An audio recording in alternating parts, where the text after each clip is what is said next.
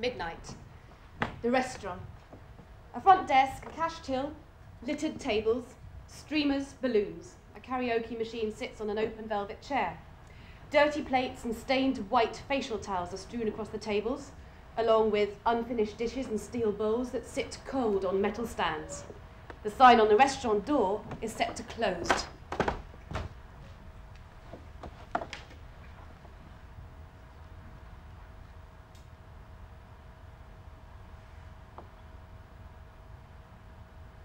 Hello, is that Mrs. Carol Chapman?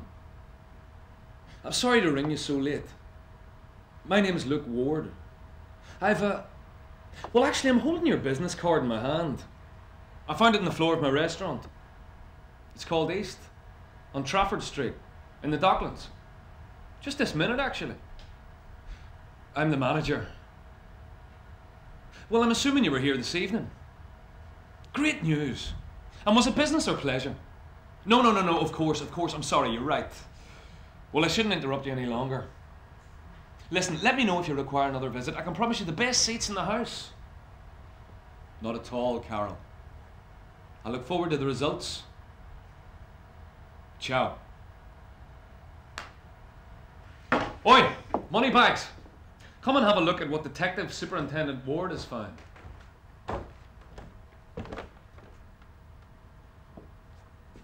Doesn't mean anything. Doesn't mean anything?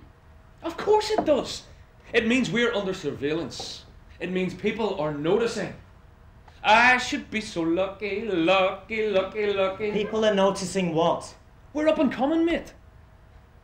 The new kids on the block. This is well exciting. No, it's not. Last Saturday night was exciting. That Bollywood promotion made us nearly £2 grand. Not to mention the contacts. Excitement is not only getting a visit from Carol Chapman, PhD. Isn't she an MP? The name rings a bell. She was on Northwest Tonight, promoting some book the other night. I was rather drunk, in charge of a lady, and I can't remember what day it was, never mind what the book was about. It wasn't a book, it was a directory. Whatever. I've just spoken to her. She was here tonight, sitting at table 2, drinking a G&T while enjoying a chicken vindaloo. Brave lady. Let's hope for our sake she doesn't have Delhi belly in the morning. That's not her plate. She ate between 7:30 and 9. I made Imtiaz head waiter for the night. And I trusted him to make sure that her table was thoroughly cleared before she paid her bill. And what did she order? I carefully prepared her aloo chat with paneer tikka for an appetizer. Good boy. Then I made her rui jol on a bed of sada with some salty lassi to complement the fish. Hookah, and for dessert? Kulfi to cool her palate. And a drink? Perrier. She wasn't here for the drink, Luke. Well, good point. But it wouldn't hurt to administer an alcohol-induced decision. I've never been to bed with an ugly woman, but I've woken up next to a few, huh? Thinking logically, it makes more sense for her to have full command of her taste buds so she can make an informed decision. But what's the point in spending 15 grand on a state-of-the-art bar if she didn't even experience it? The fucking stools are Philippe Stark, for God's sake. I'm sure she saw it. She was sitting over there, facing this way. I hope she didn't see you in those fatigues. Don't worry, I was watching her on the CCTV in the kitchen. Obviously doesn't mean anything. Yeah. It's unfortunate she dropped that. Why? You just said you spoke to her. Yeah. Exactly. Have I broken any rules? She knows you know she was here. Oh, big fucking deal. Do you understand what mystery shopper means? Excuse me, but it only says good food guide in this business card. No, can't say mystery shopper anywhere. I wanted to surprise you. I'm surprised, all right. No, not now. Not like this. Like I said, it would have been better without any interference. Just let it run its course. Yeah. And you're the mastermind behind all this. I'm just the chef, right? So no booze for Mrs. Chapman. She just came in, stuffed her face and left. I don't think she fancied it after the hen night on table 11 executed Gloria Gaynor's I Will Survive. And when I say executed, Excuse me, mate. The karaoke didn't start until 9:30 and I don't remember any requests for Gloria Gaynor. In fact, I don't even think it's on the song sheet. Who cares? Where did the karaoke machine come from? And why didn't you ask my opinion before you did it, tonight of all nights? I was in town today and it was going cheap. It was the last one in the shop. I'd have tried your mobile, but you don't have one. I don't want one. You won't have to pay anything. I'll put it on the business tariff. The same as mine. The restaurant will pick up the bill, then we can video conference each other on such important decisions as cash and carry or a karaoke machine. Mind you, the signal's a bit shit in Deansgate. On Thursday night, after I left here, I went to Spearmint Rhino. Why didn't you come through to the kitchen before you set it up and blasting out Back for Good? I love that song. Didn't even need the monitor. I thought tonight's crowd would love it. Me opening up with Manchester's very own Take That. I nearly sliced through my finger. It was a bigger surprise than that Spanish guitarist you had on Valentine's Day. We're supposed to serve customers excellent Eastern cuisine, not East 17. Why do you always shoehorn these stupid promotions? Because you would have ended up like this. Anyway, the punters loved it. You wait. Next Saturday. Oh, forget next Saturday. I won't be here if you ruin the food. Not to mention our reputation with this shit. It won't ruin anything. It enhances the experience. It goes hand in hand with the decor. The waiters' outfits, the new bar, the menus, the Yellow Pages advert. The Yellow Pages advert? Well, I've been fly posting around Stockport and Salford this weekend, and I thought it might be a better investment of our time and effort. You wasted our time and effort in a Yellow Pages advert? Not your time and effort, mate. Mine. I'm the one who's been walking the streets with a bucket of wallpaper paste, dodging the fucking police. You're out of control. I'm surprised you haven't organised a blimp with neon flashing lights and a big arrow pointing down from the sky. Get on to Trafford Council. See if you get planning permission. Or a bat signal with East written across it. Seriously, a Yellow Pages advert? Oh, it's part of a whole new marketing strategy. Incorporating existing status but making us attractive to a wider Mancunian audience. Where are you going? I want to look at this advert. There's no point looking at that Yellow Pages. That's 2002, 2003. Ours comes out in January. So where's the artwork? The invoice? I want to see what you've done. Success is not an accident, mate. There are consistent, logical patterns of action, specific pathways to satisfaction. Our brand values will not be affected. We're just dumbing down, picking up a few stragglers and bringing them up to speed. Luke, tell me, exactly what does the advert say? Our poppadoms are moist and sticky. Just like fannies.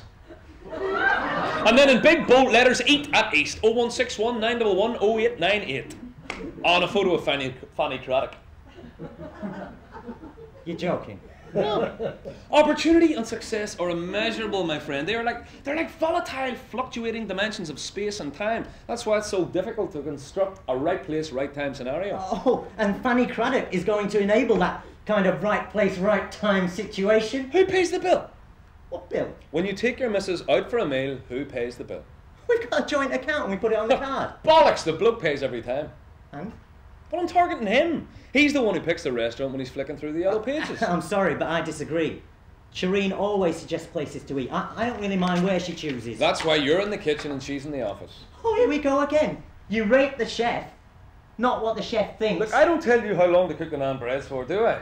That's your domain. I would like to think we could share more responsibilities, as it is in our best interests. Well, sure, but I'm not chopping the onions. And neither will I, if that advert is not replaced. Well, what are you going to do? Quit? You can't go back to New York. I don't have to go back to New York. I can go anywhere. Anyway, I didn't take your offer out of pity or guilt. It's something I've always wanted. Yeah, but if there's no guilt, there's no buzz. I don't understand. It's like underage drinking or extramarital affairs. If there's no guilt, there's no buzz. It's just so dull. I'd have to be sick in the head to come back to England just to take advantage of you. I saw potential in what you've built over the last 4 years. What, a trendy bar that serves average food? No, I want this place to be different from the norm. It's harder to remember a boring restaurant with boring food. Outstanding. Do you know what I mean? Like karaoke? No, not that kind of outstanding. Maybe it's better not to be the best. 5 minutes ago, you were feeling lucky, lucky, lucky about Carol Chapman's visit. Luck is preparation meeting opportunity. Exactly. We were prepared. She didn't just walk in off the street, you know. I'm a skeptic, J.S., not a cynic. There's a big difference. This is the Good Food Guide to the best Indian restaurants in the UK, 2003. It's compiled from successful entries to the competition. And we were entered. For 2004. We were formally judged tonight by Carol Chapman. And you entered us? Yes. You filled in the application form? Yes. And paid the entry fee? Out of my own pocket. Without consulting me? I'm trying to raise the profile of the restaurant. But it's not your restaurant, it's mine. There's no reason why I can't get personal recognition in the form of an award. Look, I'm not being funny, but East is not about you, and it's certainly not just about Indian food. It's not about fannies either. I'm serious. The menu speaks for itself. Nobody comes here to eat Chinese or Thai anymore. We can't compete on that level with the kind of competition you get in this part of Manchester. What is wrong with India? You just don't get it, do you?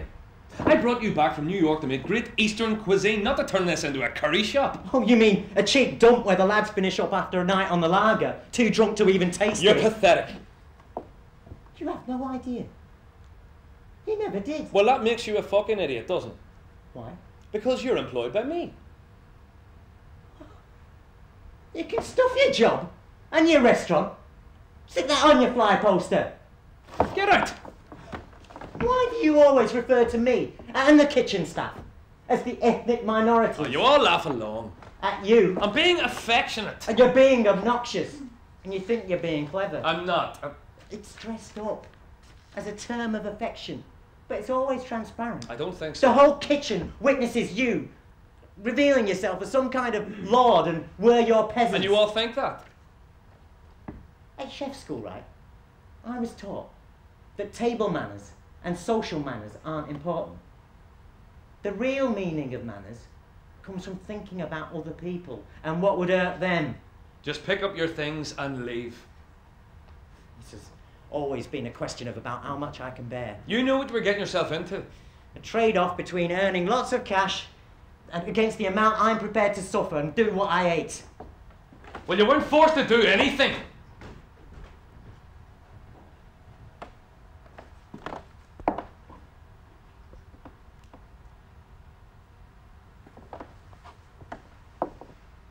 Carol, it's me.